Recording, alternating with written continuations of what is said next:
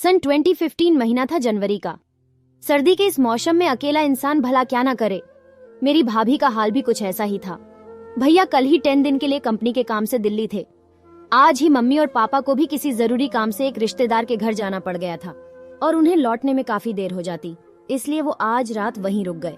आज भाभी बिल्कुल अकेली थी। वो कभी कमरे थी तो कभी बरामदे में आ जाती थी। मैं मेरे कमरे की खिड़की से ये सब देख रहा था। मेरे कमरे की लाइट बंद थी, इसलिए मैं भाभी को दिखाई नहीं दे रहा था। इस बार भाभी बरामदे में आई और थोड़ी देर रुककर मेरे कमरे की तरफ आई, लेकिन मेरे कमरे की दहलीज से ही वापस मुड़ गई। मैंने सोचा भाभी को मुझसे कोई काम होगा, इसलिए मैंने मेरे कमरे की लाइट जला दी। कमरे की लाइट जलते ही बरामदे में भी थोड़ा प्रकाश हुआ। भाभी मेरे कमरे की तरफ मुड़ी और मेरे पास आई और बोली, अभी तक जाग रहे हो देवर जी? मैंने कहा, भाभी जी आप भी तो अब तक नहीं सोई हो। भाभी बोली, क्या बताओ देवर जी, कभी अकेली नहीं रही थी, इसलिए आज अकेले में डर लग रहा है। मैंने कहा, भाभी जी क्या मैं आपकी कुछ मदद कर सकता हूँ? भाभी बोली, देवर जी यदि आज आप हमारे कमरे में सो जाते तो।